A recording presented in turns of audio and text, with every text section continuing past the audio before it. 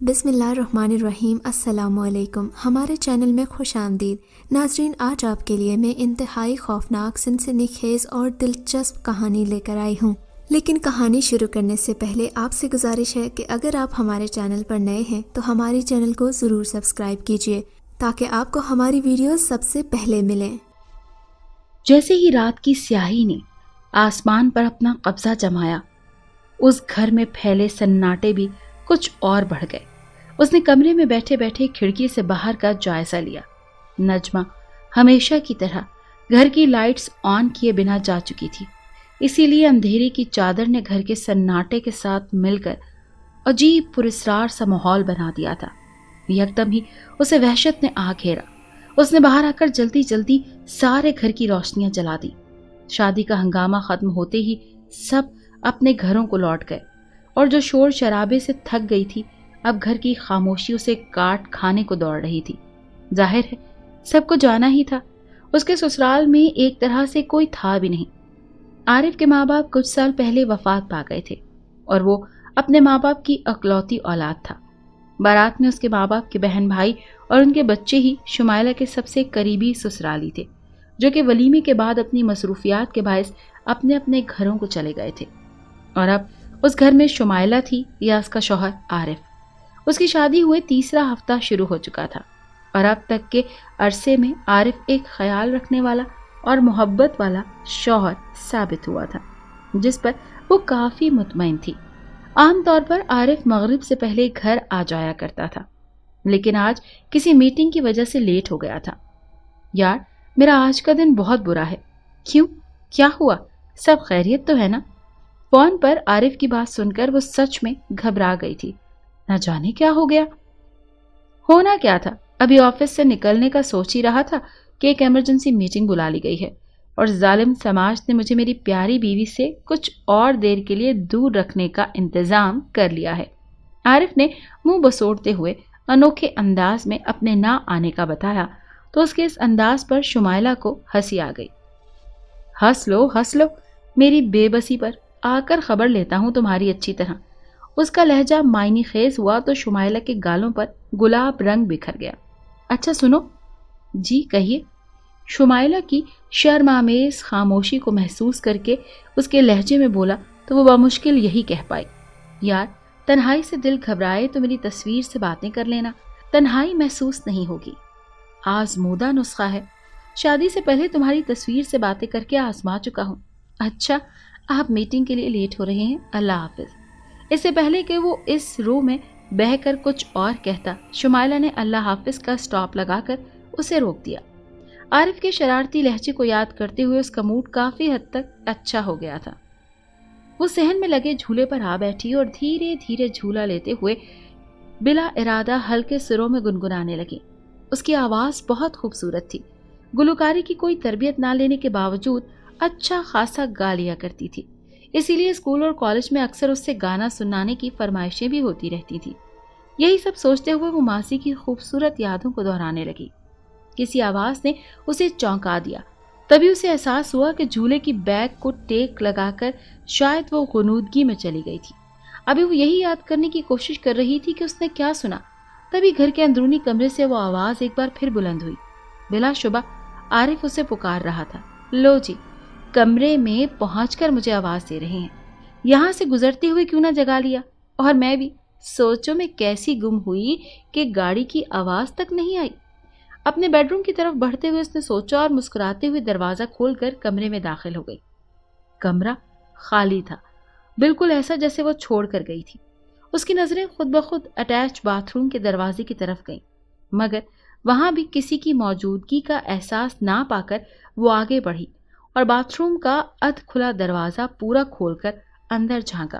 اسی لمحے پورا گھر ڈور بیل کی آواز سے گونج اٹھا۔ وہ ذہن میں الجھن لیے باہر آئی۔ کون ہے؟ گیٹ کھولنے سے پہلے اس نے پوچھا۔ میں ہوں یار، دروازہ کھولو۔ عارف کی آواز سن کر اس نے گیٹ کھولا۔ آپ اب آئے ہیں؟ ارے ابھی تمہارے سامنے تو گیٹ سے اندر آیا ہوں۔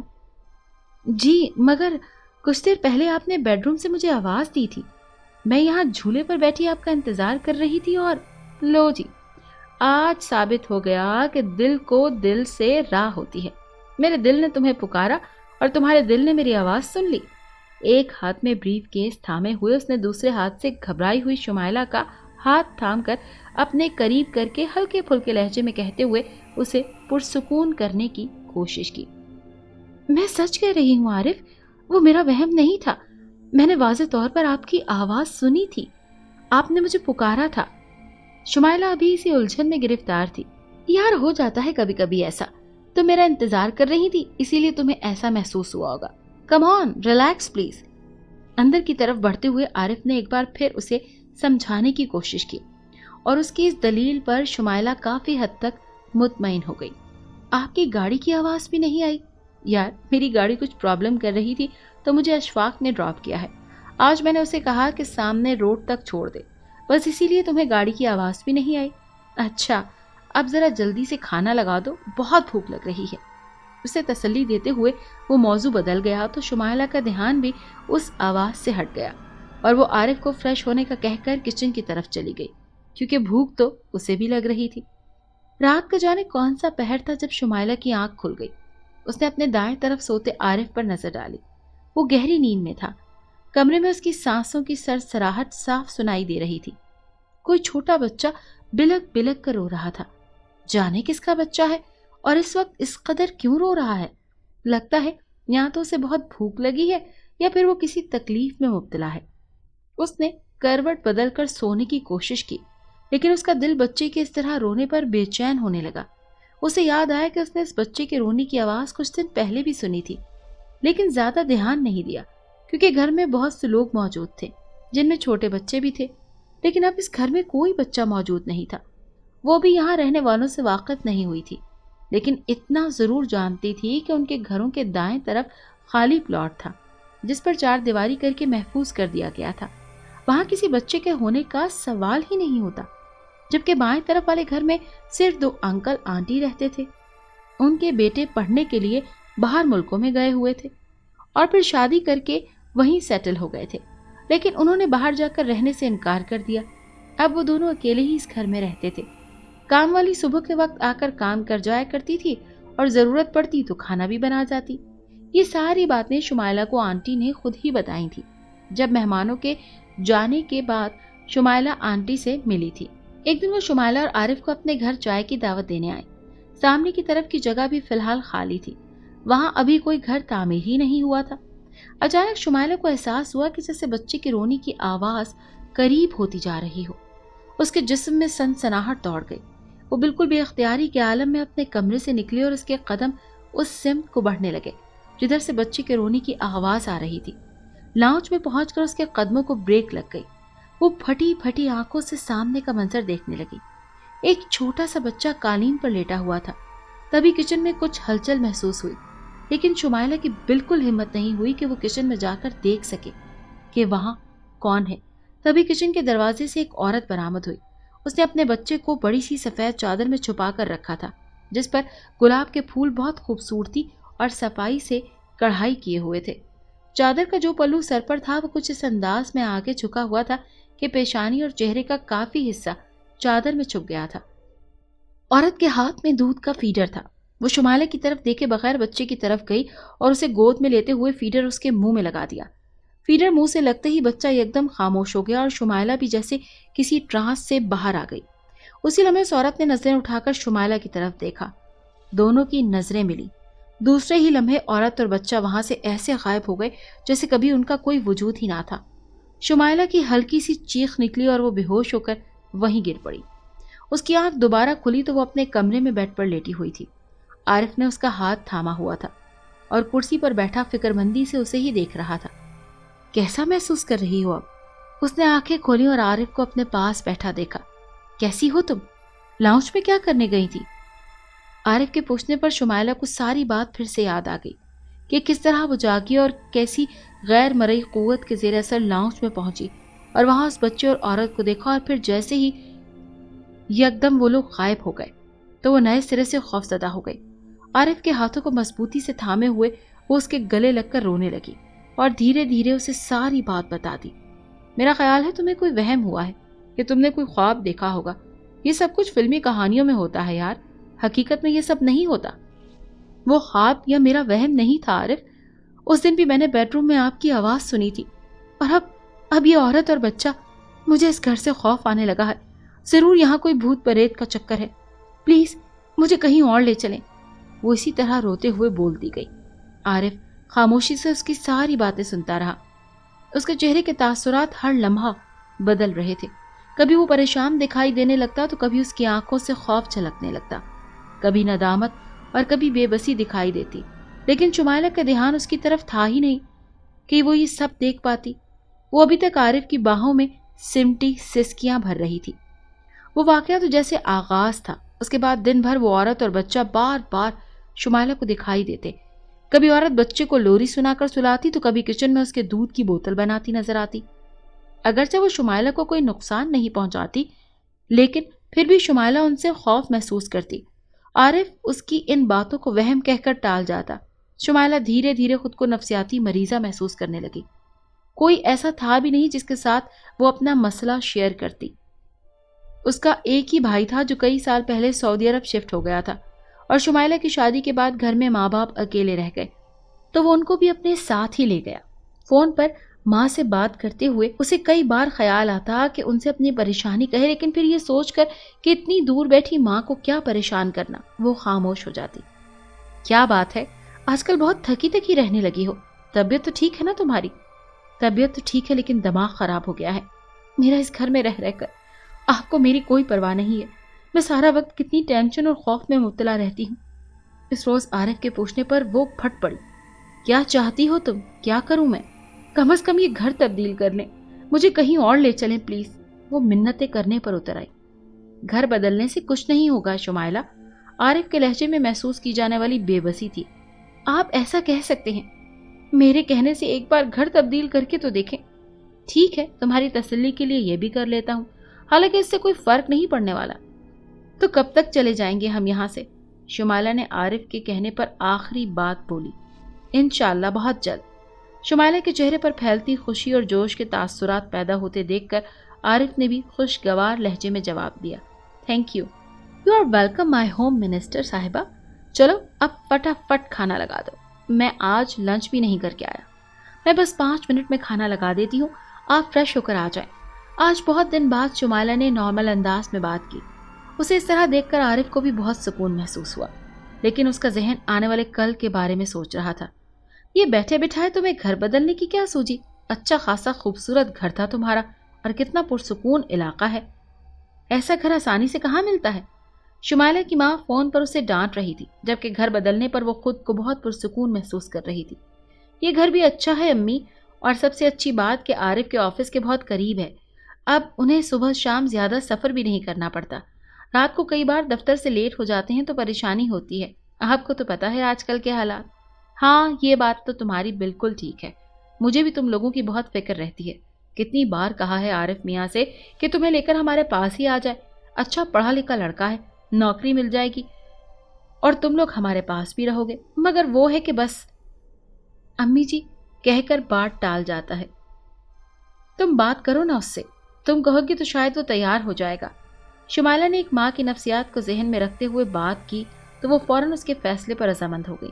کچھ دیر اسی طرح کی باتیں چلتی رہیں اور انہوں نے اللہ حافظ کہہ کر فون رکھ دیا تو شمائلہ کی توجہ پھر سے گھر کی طرف ہو گئی. اس نے چھوٹا موٹا سامان مختلف جگہوں پر رکھنے کے ساتھ ساتھ سالن بھی پکنے رکھ دیا. آج ان کا اس گھر میں دوسرا دن تھا. پہلا دن بخیریت گزر گیا, اسی لیے شمائلہ یہ سوچ کر ہلکی پھلکی ہو گئی تھی کہ گھر بدلنے کے ساتھ ہی ان مصیبت اور پریشانیوں سے بھی چھٹکارا مل گیا. شمائلہ, شمائلہ. دفتر سے واپسی پر گھر میں داخل ہوتے ہی عارف نے شمائلہ کو پکارنا شروع کر دیا. اس کے ہاتھوں میں ڈھیر سارے شاپرز تھے. دراصل اگلے دن شمائلہ کی سالگرہ تھی جو کہ اسے خود کو بالکل بھی یاد نہیں تھی, لیکن عارف کو تو یاد تھی, اسی لیے وہ شمائلہ کے لیے کچھ گفٹس لے کر آیا تھا. کہاں ہو یار؟ بیڈ روم میں بھی شمائلہ کو نہ پا کر وہ سامان وہیں چھوڑ کر دوسرے کمروں میں شمائلہ کو تلاش کرنے لگا, لیکن سارا گھر خالی تھا. کسی انہونی خیال سے اس کا دل بری طرح گھبرانے لگا. سارے کمرے دیکھ کر وہ کچن کی طرف بڑھا. کچن کا دروازہ کھلا پڑا تھا اور فریج کے قریب شمائلہ بے ہوشی کی حالت میں پڑی تھی. اس کے ارد گرد پانی تھا جس نے اسے بری طرح بھگو دیا تھا. قریبی ٹوٹے گلاس کی کرچیاں اور پانی کی خالی بوتل پڑی تھی. شاید اس نے فریج سے پانی لے کر پینا چاہا تھا، لیکن پھر وہ بے ہوش ہو گئی۔ گلاس اور بوتل اس کے ہاتھوں سے چھوٹ گئی۔ ٹوٹے ہوئے گلاس کے کچھ ٹکڑے شمائلہ کے بازو کو گھائل کر گئے تھے۔ شاید جب وہ گری تو اس کا بازو کانچ پر جا گرا تھا۔ شمائلہ کو اس حالت میں دیکھ کر عارف کے ہوش و حواس اڑ گئے۔ اس نے بڑی مشکل سے خود کو سنبھالا اور شمائلہ کو بازوؤں میں لیتے ہوئے باہر کی طرف دوڑ لگا دی، جہاں اس کی گاڑی کھڑی تھی۔ وہ جلد از جلد اسپتال پہنچ جانا چاہتا تھا۔ تھوڑی دیر بعد وہ ہوش کی دنیا میں لوٹ آئی تھی، لیکن یہ تھوڑا سا وقت عارف پر قیامت بن کر گزرا تھا۔ اسے زیادہ چوٹ نہیں آئی، بس بازو پر کانچ لگا تھا اور گرنے سے دایاں پاؤں مڑ گیا اور اس میں تھوڑی سی موچ آئی تھی۔ ڈاکٹر نے بے ہوشی کی وجہ سے اسے ذہنی سٹریس بتائی تھی اور کچھ رپورٹس کرانے کے بعد انہیں ماں باپ بننے کی خوشی بھی سنائی تھی، لیکن اتنی بڑی خبر سن کر بھی شمائلہ کے چہرے پر خوشی کے کوئی تاثرات نہیں ابھرے اور اس کے ہونٹوں پر جامد خاموشی تھی۔ ڈاکٹر نے کچھ گھنٹے بعد انہیں گھر جانے کی اجازت دے دی، لیکن اپنی تسلی اور شمائلہ کو گھر سے دور رکھنے کے خیال سے عارف نے رات اسپتال میں گزارنے کا فیصلہ کیا۔ کیسی ہو؟ تنہائی ملتے ہی عارف نے اس سے پوچھا تو وہ اسپاٹ چہرے کے ساتھ اسے دیکھنے لگی۔ ایسے کیوں دیکھ رہی ہو؟ اس کی آنکھوں میں اجنبیت محسوس کر کے عارف کے دل کو کچھ ہوا۔ یہ نہیں پوچھیں گے کہ کیا ہوا تھا؟ کیا ہوا تھا؟ شمائلہ کے لہجے کی کاٹ نے اسے جیسے بے دم سا کر دیا۔ اس کے دل نے اسے بتا دیا کہ ایک اور امتحان کا منتظر ہے۔ آپ خوش ہیں ہمارے بچے کا سن کر؟ وہ موضوع بدل گئی تو عارف نے دل سے شکریہ ادا کیا۔ ہاں میں بہت خوش ہوں۔ یہ کیسا سوال ہے؟ میں خوش کیوں نہیں ہوں گا بھلا؟ کیا تم خوش نہیں ہو؟ کیا مجھے خوش ہونا چاہیے؟ ہاں کیوں نہیں؟ کیا تمہیں بچے پسند نہیں؟ شمائلہ کے عجیب سے لہجے میں پوچھنے پر جواب میں سوال کر بیٹھا۔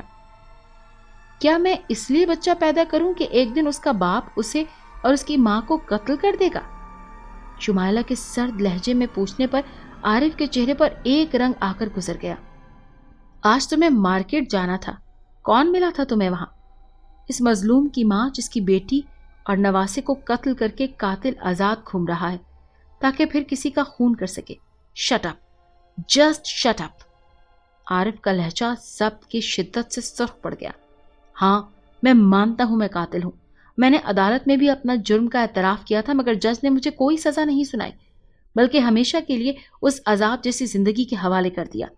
میں نے اپنی بیوی اور بیٹے کا قتل کیا ہے، لیکن اس طرح نہیں جس طرح تمہیں بتایا گیا ہے۔ بلکہ عارف بولنے پر آیا تو بولتا چلا گیا۔ شمائلہ اسے خاموشی سے سن رہی تھی۔ وہ اپنے ماں باپ کا اکلوتا لاڈلا بیٹا تھا۔ ماں باپ کے لاڈ پیار نے اسے بگاڑا نہیں تھا، لیکن بہت حد تک لاپرواہ ضرور بنا دیا تھا۔ بے فکری کی زندگی، کم عمری اور اس کی شوخی، دوستوں کا ساتھ، اس لیے دنیا ایک پکنک سپاٹ تھی اس کے لیے، جہاں اسے بس خوشیاں ہی خوشیاں ملنا تھی اور جہاں اسے صرف ہر دن ہر لمحے سے لطف اندوز ہی ہونا تھا۔ پڑھائی میں بھی بس گزارا تھا، لیکن بہرحال پاس ہو جایا کرتا تھا۔ اسپتال ماں باپ کے لیے یہی خوشی کافی تھی۔ بیٹا جوان ہو تو ہر ماں باپ کی طرح اس کے ماں باپ کے دل میں بھی ارمان جاگنے لگے، اور جب اس نے جیسے تیسے BA کا امتحان پاس کیا تو اسی دن سے اس نے لڑکیاں دیکھنی شروع کر دی۔ اکلوتا لاڈلا بیٹا، پھر شکل و صورت بھی لاکھوں میں ایک، کوئی لڑکی نظر کو جچتی ہی نہ تھی۔ آخر خدا کر کے ایک لڑکی پسند کر لی گئی اور چٹ منگنی اور پٹ بیاہ والے محاورے پر عمل کرتے ہوئے اس کی شادی کر دی گئی۔ اس کی زندگی پہلے کی طرح بسر ہونے لگی۔ بس اتنا ہوا کہ دوستوں کے ساتھ بیوی بھی اس کی زندگی کا حصہ بن گئی۔ سال بھر میں خدا نے بیٹے جیسی نعمت سے بھی نوازا، لیکن اس کی لاپرواہیاں اس طرح تھی۔ شادی اور بچے کے بعد بھی جب وہ اپنی ذمہ داریوں سے پہلو تہی کرتا رہا تو ماں باپ کو بھی اپنی غلطی کا احساس ہوا، لیکن اب بہت وقت گزر چکا تھا۔ باپ کا کاروبار میں ہاتھ بٹانے کی بات کرتا، ماں نصیحت کرتی، بیوی بچے کے مستقبل کا احساس دلا کر کام کی طرف راغب کرنے کی کوشش کرتی، لیکن وہ سنی انسنی کر جاتا۔ ابھی بچہ چھوٹا ہی تھا کہ عارف کے ماں باپ آگے پیچھے دوسرے جہاں سے دھار گئے۔ عارف پر تو صحیح معنوں میں مصیبتوں اور پریشانیوں کا پہاڑ آ گرا۔ ماں باپ کی موت کا غم اپنی جگہ، لیکن ذمہ داریوں کے احساس نے اسے دن میں تارے دکھا دیے۔ کاروبار کی سمجھ بوجھ اسے نہ تھی۔ کچھ ہی دنوں میں ملازم نقصان پر نقصان کرنے لگے اور اس کی مالی حالات خراب سے خراب تر ہو گئے۔ فراغت، سیر سپاٹے، دوستوں کے ساتھ انجوائے کرنا اس کے لیے جیسے خواب بن کر رہ گیا۔ اچانک اتنی بڑی تبدیلی اور پریشانیوں نے اسے چڑچڑا بنا دیا۔ اکثر وجہ بے وجہ بیوی سے جھگڑ پڑتا اور پھر احساس ہونے پر خود ہی معافی مانگ لیتا۔ جب کاروبار کرنے کے قابل پیسے نہ رہے تو گھر آ کر بیٹھ گیا۔ گھر بیٹھا انسان کب تک بیٹھے بیٹھے کھا سکتا ہے؟ تعلیم کے نام پر BA کی ڈگری بھی جو اسے مناسب نوکری دلانے میں مددگار ثابت نہ ہو سکی۔ وہ گھر سے دور رہنے لگا، بیوی اور بیٹے سے اکتانے لگا۔ سارا دن آوارہ گردی کرنے کے بعد شام کو گھر آتا تو بیوی کے پاس بتانے کو ساری پریشان کن خبریں ہی ہوتی۔ وہ اور چڑھ جاتا۔ وہ بیچاری بھی آخر کیا کرتی؟ خود تو بھوک بھی برداشت کر لیتی، لیکن بچے کی بیماری یا بھوک اس سے دیکھی نہ جاتی۔ عارف کو کوئی چھوٹی موٹی نوکری ڈھونڈنے کا مشورہ دیتی تو وہ ہتھے سے اکڑ جاتا۔ زندگی کے اتنے سال عیش اور لاڈ پیار میں گزار کر دوسروں کی جھڑکیاں اور باتیں سننا اس کے بس کی بات نہ تھی۔ اور ایک دن اس کی صابر بیوی کی برداشت جواب دے گئی تو اس نے چوہے مار دوا بچے کو بھی دودھ میں گھول کر پلا دی اور خود بھی پی لی۔ دن بھر کی آوارہ گردی کے بعد رات گئے جب عارف گھر پہنچا تو بیوی اور بچے کو مردہ پا کر اس کا ضمیر اسے کچوکے لگانے لگا۔ موت کے کچھ دن بعد اس کی بیوی اور بچہ گھر میں دکھائی دینے لگے تو اس نے گھر بیچ کر دوسرا گھر کرائے پر لے لیا، لیکن وہاں بھی یہی صورتحال رہی۔ کئی گھر بدلنے کے بعد آخر اس نے گھر بدلنا چھوڑ دیا۔ اس عرصے میں وہ بالکل بدل گیا، لاپرواہی چھوڑ کر ایک ذمہ دار انسان بن گیا۔ جو جاب ملی کر لی، ساتھ میں پڑھائی بھی شروع کر دی اور آخر ایک اچھی نوکری حاصل کرنے میں کامیاب ہو گیا تو چچا نے سمجھا بجھا کر اسے شادی کے لیے راضی کر لیا۔ ان کا خیال تھا کہ ضمیر کا بوجھ اور تنہائی مل کر عارف کو نفسیاتی مریض بنا رہے ہیں، اسی لیے اسے اپنی بیوی اور بیٹا دکھائی دیتے ہیں، کیونکہ وہ اس کے سوا اور کسی کو کبھی دکھائی نہیں دیے۔ اور اس طرح شمائلہ اس کی زندگی میں شامل ہو گئی اور اس نے ہر ممکن کوشش کی کہ وہ ایک اچھا شوہر بنے، اور اب تک کے ساتھ میں اس نے واقعی شمائلہ کو کوئی شکایت کا موقع نہیں دیا تھا۔ وہ ایک ذمہ دار اور پیار کرنے والا شوہر ثابت ہوا۔ عارف نے اپنی کہانی ختم کی اور شمائلہ کی طرف دیکھنے لگا جس کی آنکھیں نم ہو رہی تھی۔ اس روز جب شمائلہ مارکیٹ سے گھر لوٹی تو بہت ٹینشن میں تھی۔ مارکیٹ میں اس کی ملاقات عارف کی پہلی ساس سے ہو گئی۔ شمائلہ اسے نہیں پہچانتی تھی، لیکن وہ شاید اب بھی عارف کے بارے میں سب کچھ جانتی تھی۔ اس نے شمائلہ کو پہچان کر اپنا تعارف کروایا اور پھر وہ سب اسے بتایا، جسے سن کر شمائلہ دکھ اور غصے کی کیفیت کا شکار ہو گئی۔ گھر پہنچ کر وہ سیدھی کچن میں گئی۔ ابھی وہ گلاس میں پانی ڈال ہی رہی تھی کہ بچے کی چیخ نے اسے بری طرح چونکا دیا۔ اس کے ہاتھ سے گلاس اور بوتل چھوٹ کر نیچے جا گری۔ اس نے پلٹ کر دیکھا تو وہ دونوں ماں بیٹا وہاں موجود تھے۔ بیٹا اب خاموشی سے ماں کی گود میں کھیل رہا تھا، جبکہ وہ شمائلہ کو دیکھے جا رہی تھی۔ شمائلہ تو حرکت کرنے کے قابل بھی نہ تھی۔ ایسا پہلی بار ہو رہا تھا کہ وہ شمائلہ کو اتنی دیر تک دیکھ رہی تھی۔ چلی جا یہاں سے، مر جائے گی تو بھی اور تیرا بچہ بھی۔ جا، بھاگ جا یہاں سے، چھوڑ دے اسے۔ اس کا اشارہ یقیناً عارف کی طرف تھا۔ یکدم وہ رونے لگی اور دھیرے دھیرے اس کا رونا چیخوں میں بدل گیا۔ شمائلہ کے لیے سب کچھ ناقابل برداشت ہونے لگا۔ اس عورت کے چیخ چیخ کر رونے سے اس کے اندر اذیت اترتی جا رہی تھی۔ آخر وہ لہرائی اور فرش پر گر پڑی۔ کہاں ہو تم؟ پلیز ہمارے سامنے آؤ، ہمیں تم سے بات کرنی ہے۔ وہ دونوں میاں بیوی اس وقت لاؤنج میں بیٹھے تھے۔ عارف خاموش تھا، جبکہ شمائلہ بار بار یہی فقرہ دہرائی جا رہی تھی۔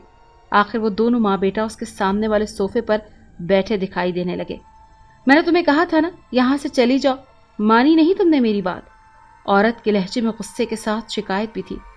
میں یہاں سے چلی جاتی، لیکن میرا بچہ، اس بچے کا کیا مستقبل ہوگا؟ باپ کے سائے کے بنا زندگی اس کے لیے کس قدر مشکل ہو جائے گی۔ شمائلہ مصالحت بھرے انداز میں بولی۔ ہاں، لیکن کم از کم زندہ تو رہے گا، یہاں رہا تو اس کی آواز بھی سسکیوں میں گم ہو جائے گی۔ میں تمہارا دکھ سمجھتی ہوں، لیکن خدا کے لیے تم بھی میری بات سمجھو۔ عارف کو معاف کر دو۔ عارف پہلے جیسا نہیں رہا، پلیز اپنا شوہر سمجھ کر نہ صحیح میرے بچے کا باپ سمجھ کر معاف کر دو۔ ایک ماں تم سے بھیک مانگ رہی ہے، تم بھی ماں ہو، میری تکلیف سمجھ سکتی ہو، ہمیں معاف کر دو، پلیز لوٹ جاؤ۔ یہ سب کہتے ہوئے شمائلہ پھوٹ پھوٹ کر رونے لگی۔ معاف کیا، تمہارے بچے کے لیے معاف کیا۔ اس کی آواز سن کر شمائلہ نے سر اٹھایا۔ اس کی آنکھوں میں آنسو تھے۔ عارف بھی بے اختیار رونے لگا۔ وہ تینوں رو رہے تھے۔ کچھ لمحوں بعد وہ صوفے سے اٹھ کھڑی ہوئی، اپنے بچے کو سینے سے لگاتے ہوئے باہر کے دروازے کی طرف چل دی۔ ایک ماں نے دوسری ماں کا مان رکھ لیا اور ہمیشہ کے لیے ان کی زندگی سے چلی گئی۔ اگر آپ کو یہ کہانی اچھی لگی ہے تو اس ویڈیو کو لائک کیجیے اور اس طرح کی مزید ویڈیوز دیکھنے کے لیے ہمارے چینل کو سبسکرائب کیجیے۔ اور ہاں، اگر آپ کی کسی دوست، رشتہ دار یا بہن کے ساتھ خدا نہ کرے ایسا کوئی واقعہ پیش آیا ہے تو ہمیں کامنٹ سیکشن میں اس کے بارے میں ضرور بتائیے۔